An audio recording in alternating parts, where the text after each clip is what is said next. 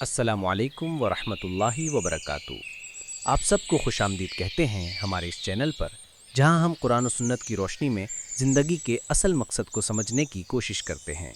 یہاں آپ کو ملیں گی قیمتی باتیں، ایمان کو تازہ کرنے والے پیغامات اور وہ علم جو دلوں کو سکون اور روح کو جلا بخشتا ہے۔ ہمارا مقصد ہے کہ ہم سب مل کر قرآن و حدیث کی روشنی میں اپنی زندگی کو سنواریں اور آخرت کی تیاری کریں۔ بس آپ سے گزارش ہے کہ چینل کو سبسکرائب کریں، ویڈیوز کو شیئر کریں اور اپنی دعاؤں میں ہمیں یاد رکھیں۔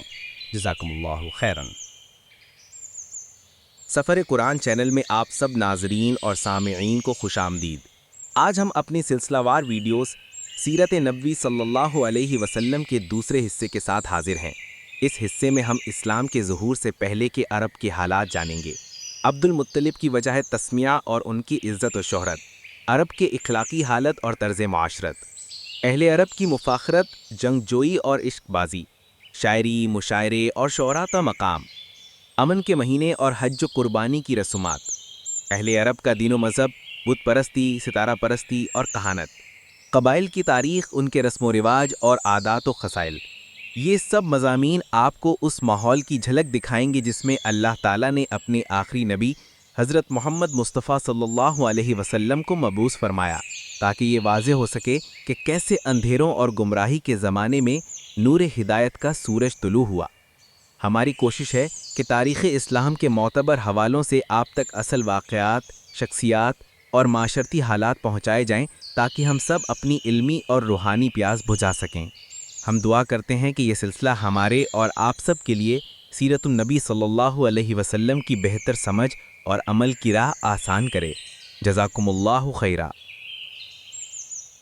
ہاشم نے مدینہ کے ایک سردار کی لڑکی سے شادی کی۔ اس کے بطن سے ایک لڑکا پیدا ہوا جس کا نام شیبہ رکھا گیا۔ یہ لڑکا ابھی بچہ ہی تھا کہ ہاشم کا انتقال ہو گیا اور ان کا بھائی مطلب مکہ کا حکمران ہوا۔ ہاشم کا بیٹا شیبہ مدینہ میں پرورش پاتا رہا۔ جب مطلب کو معلوم ہوا کہ ہاشم کا بیٹا جوان ہو گیا تو وہ اپنے بھتیجے کو لینے کے لیے خود مدینہ گیا۔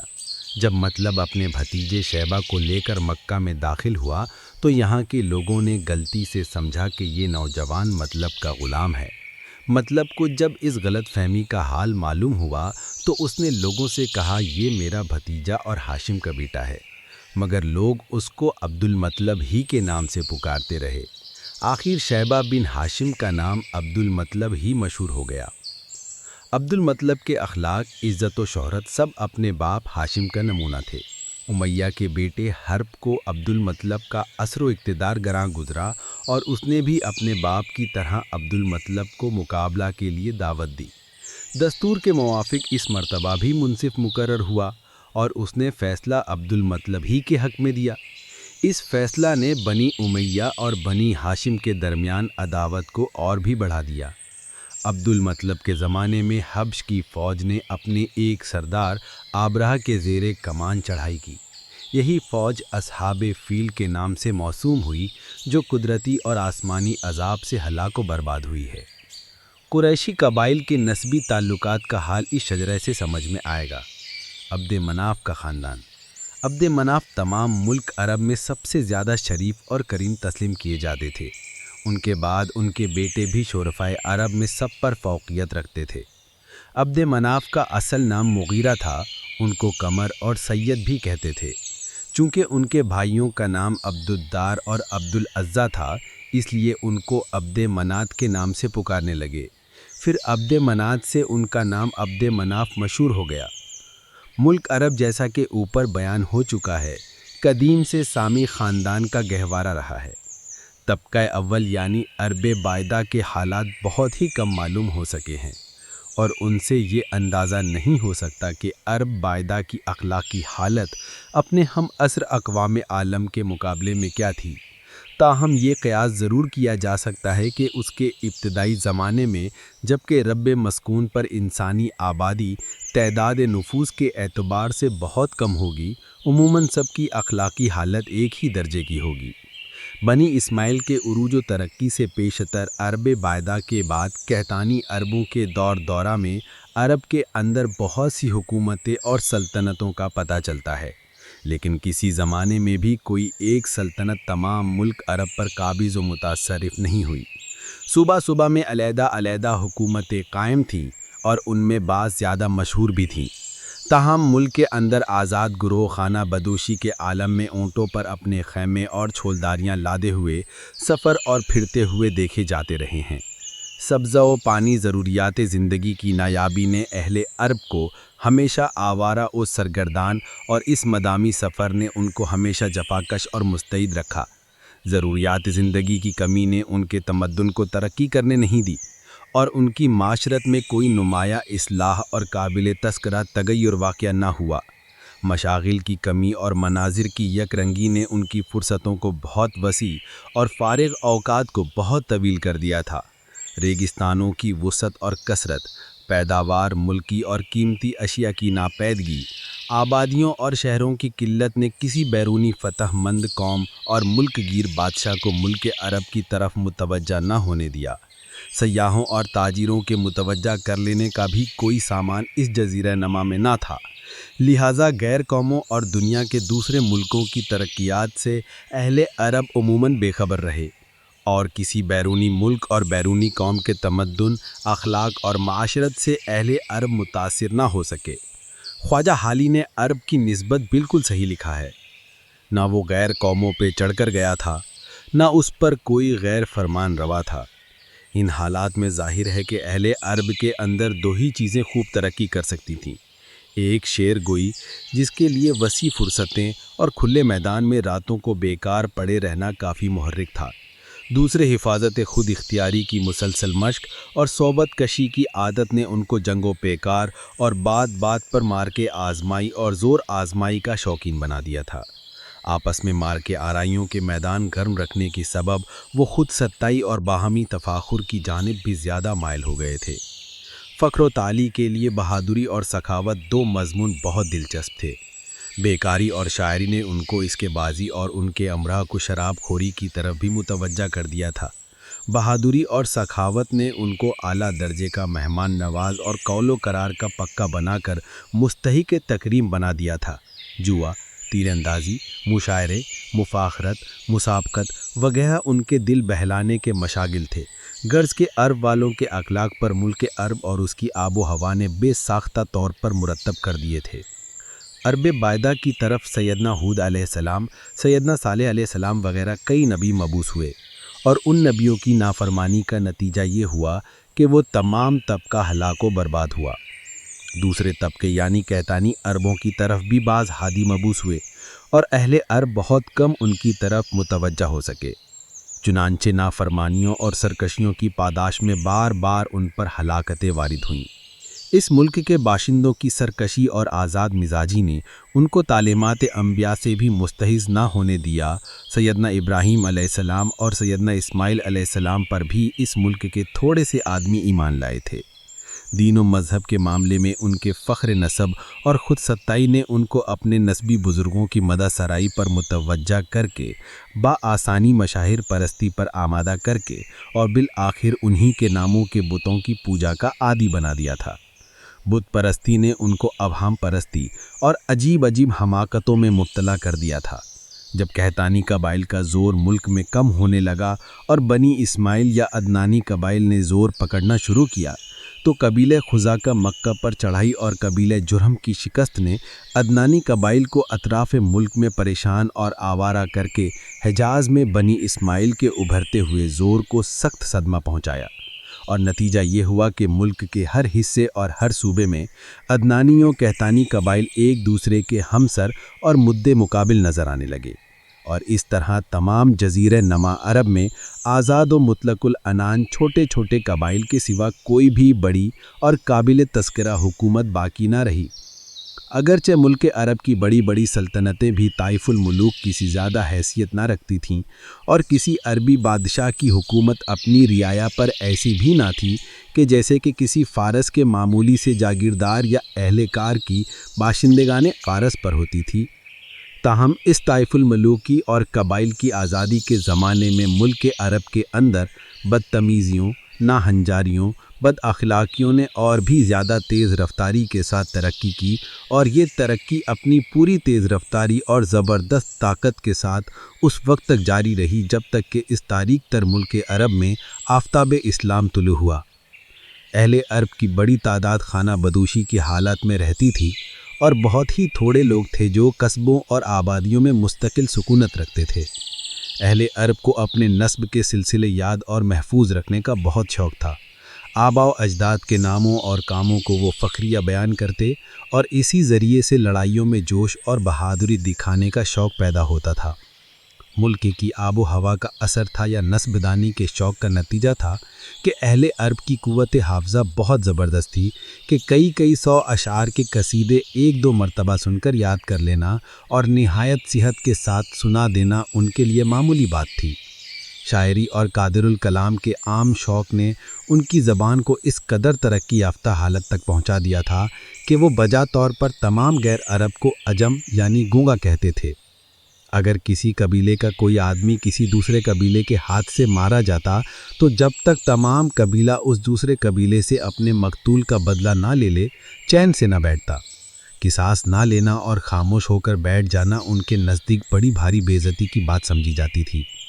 خانہ کعبہ کی عظمت اور بیت اللہ کا حج تمام قبائل عرب میں ہر زمانے میں مروج رہا ہے۔ مظلوم کی مدد کرنا اور ظالم کے مقابلے پر مستعد ہو جانا بھی ان میں ایک خوبی سمجھی جاتی تھی۔ بزدلی اور کنجوسی کو وہ سب سے بڑا عیب جانتے تھے۔ انہوں نے سال میں ایک یا کئی مہینے ایسے بھی مقرر کر رکھے تھے جن میں لڑائی کو جائز نہیں سمجھتے تھے۔ اس امن و امان کی مدت مقررہ میں تمام لڑائیاں ملتوی ہو جاتی تھیں۔ انہی ایام میں خانہ کعبہ کے حج اور زیارت کو جاتے۔ انہی ایام میں بڑے بڑے میلے لگتے اور مشاعرے منعقد ہوتے۔ انہی ایام میں تجارتی کاروبار کی سہولتیں بھی باہم پہنچا لیتے تھے۔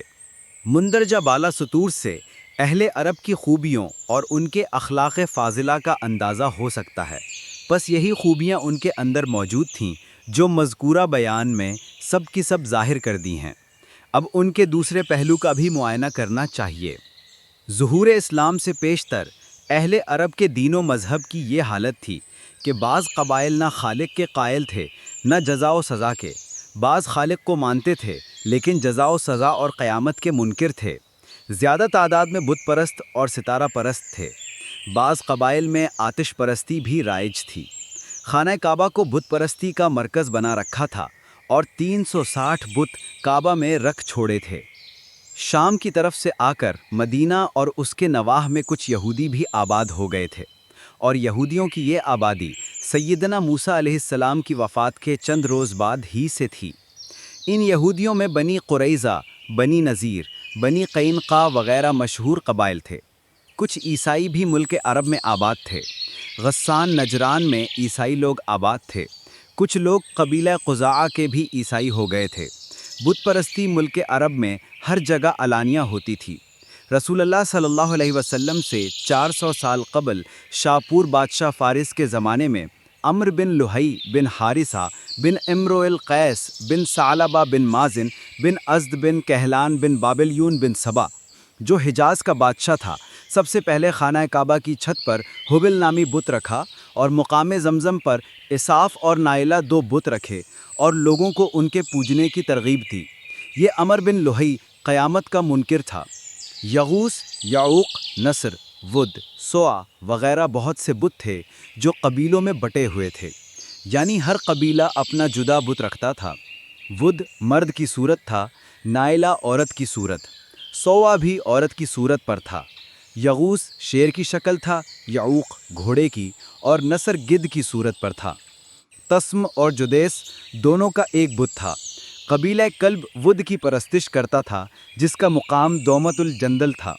بنی تمیم تائم کے پرستار تھے اور قبیلہ ہدیل سوا کا۔ مزہج اور قبائل یمن یغوث کو پوجتے تھے اور مقام حمیر میں ذل قلعہ نشر کی عبادت کرتے تھے۔ ہمدان یعوق اور بنی ثقیف شہر طائف میں لات کی پوجا کرتے تھے۔ بنی ثقیف کی ایک شاخ بنی مغیث لات کے دربان مقرر تھے۔ قریش اور بنی کنانہ عزے کی پجاری تھے۔ بنو شیبہ عزے کے دربان تھے۔ اوس اور خزرج کے قبیلے منات کے پرستار تھے۔ بنو حوازن جہار کے، بکر و تغلب اوال کے، بنی بکر بن وائل محرک کے، بنی ملکان بن کنانا سعد کے، بنی انترا سعیر کے، نبی خولان عمیانس کے، بنی تعیر رضا کے اور دوس ذوالقفین کی پوجا کرتے تھے۔ مذکورہ بتوں کے علامہ جریش، شارق، عالم مدان، عوف، مناف وغیرہ بہت سے مشہور بت ہیں، جن میں سے ہر ایک کسی نہ کسی قبیلے کا معبود تھا۔ خانہ کعبہ میں جب بت پرستوں کا اجتماع ہوتا تھا، ان مقررہ ایام میں اگر کوئی عرب خانہ کعبہ یعنی مکہ تک نہ جا سکتا تو ایک پتھر جس کو دوار کہتے تھے نصب کر دیتا اور اس کے گرد طواف کر لیتا۔ ملک عرب میں خانہ کعبہ کی طرح اور بھی بت پرستی کے کئی مرکز تھے۔ عفان نے ایک مکان بالکل خانہ کعبہ کے مشابہ بنا لیا تھا اور اس کا نام قلیس رکھا تھا، اس کا بھی حج ہوتا تھا۔ بنی خدسم نے بھی ایک مکان بنوایا تھا، اس کا نام ذوالخلصہ تھا، اس کا بھی حج ہوتا تھا۔ جبل احد کے قریب ایک معبد سعیدہ کے نام سے مشہور تھا، عرب کے بت پرست اس کا بھی حج کرتے تھے۔ ربیہ کا معبد ذوالکعبات تھا، اس کا بھی طواف کیا جاتا تھا۔ نجران میں بھی ایک قبہ دار مندر تھا جو 300 کھالوں سے بنایا گیا تھا، اس کو کعبہ نجران کہا جاتا تھا۔ اس کی زیارت کے لیے بت پرست عرب اسی طرح جایا کرتے تھے جیسے خانہ کعبہ کی زیارت کو۔ نیز اس کو بت پرستوں نے حرم بھی بنا رکھا تھا، یعنی جو قاتل اس کے اندر چلا جاتا اس کو پھر کوئی آزار نہ پہنچایا جاتا۔ خانہ کعبہ کی چھت پر ایک بت تھا جس کا نام شمس تھا۔ سیدنا ابراہیم علیہ السلام، سیدنا اسماعیل علیہ السلام، سیدنا عیسیٰ علیہ السلام، سیدنا مریم کی تصویریں بھی خانہ کعبہ میں پوجی جاتی تھیں۔ بت پرست لوگ جب حج کو آتے تو قربانی کے لیے اونٹ بھی لاتے جن کا خون بتوں پر چڑھایا جاتا تھا۔ ان اونٹوں کے گلے میں جوتا باندھ کر لٹکا دیتے اور ان کے کوہان کو زخمی کر دیتے، جو علامت اس بات کی تھی کہ یہ قربانی کا اونٹ ہے۔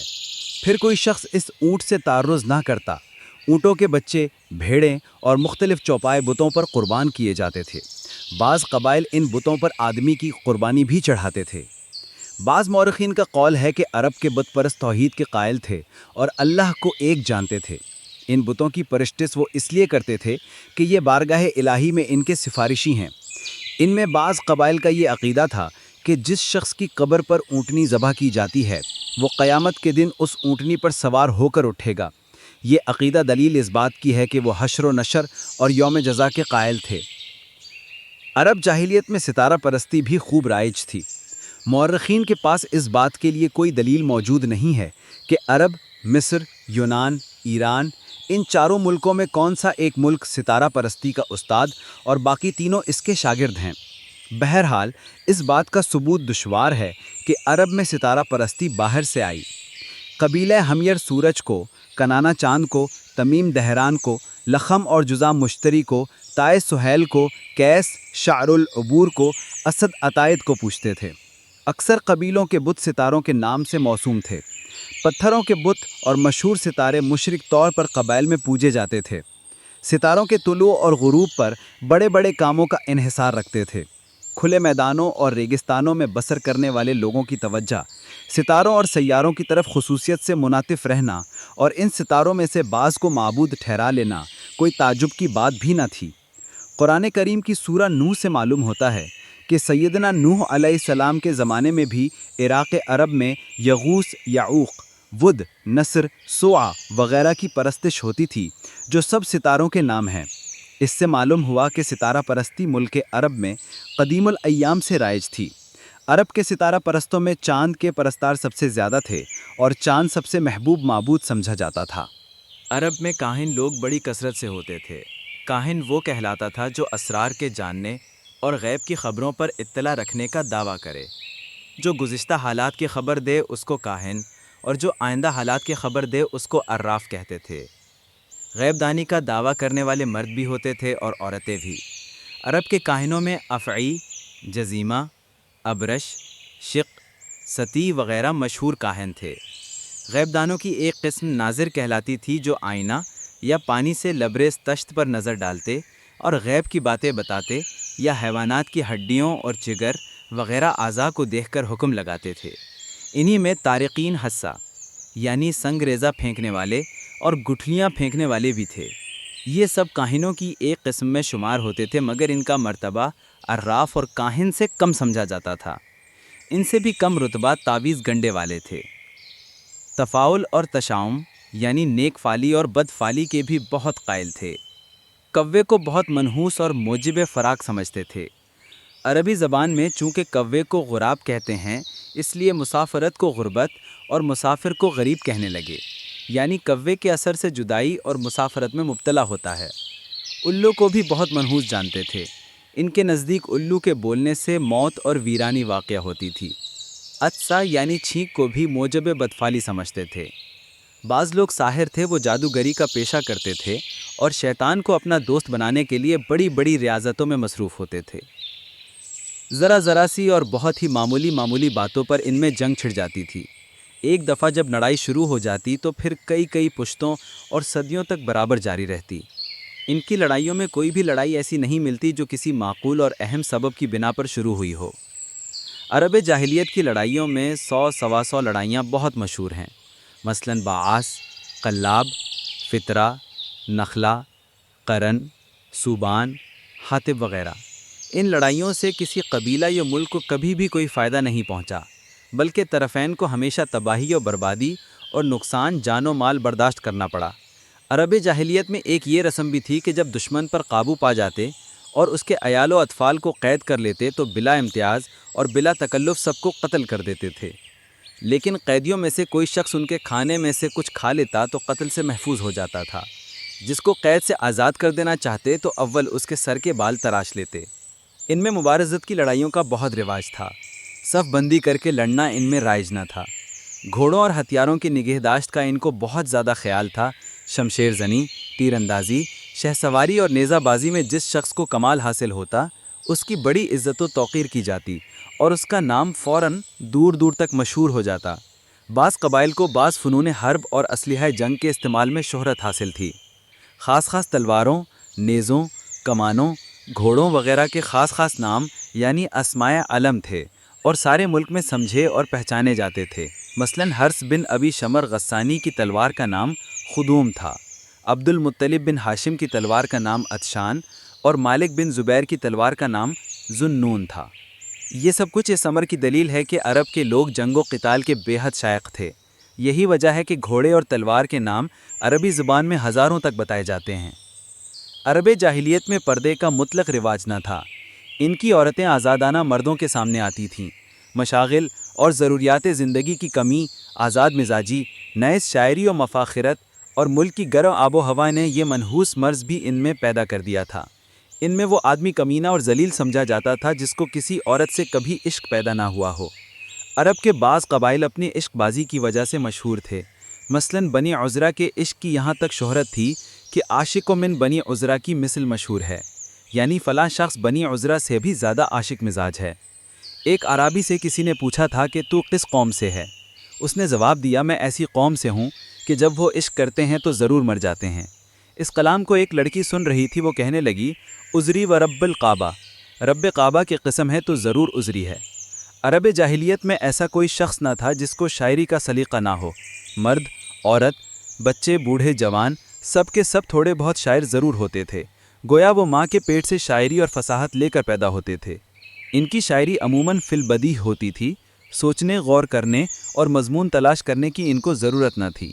ان کو اپنی فصاحت اور قادر الکلامی پر اس قدر غرور تھا کہ وہ ساری دنیا کو اپنے سامنے گونگا جانتے تھے، مگر قرآن کریم نے نازل ہو کر اہل عرب کے غرور میں فصاحت و بلاغت کی ایسی کمر توڑی اور ان تمام فصیح اور قادر الکلام اہل عرب کو قرآن کریم کے مقابلے پر ایسا نیچا دیکھنا پڑا کہ رفتہ رفتہ اہل عرب کا غرور فصاحت جاتا رہا اور سب کو کلام الہی کے آگے سر تسلیم خم کرنا پڑا۔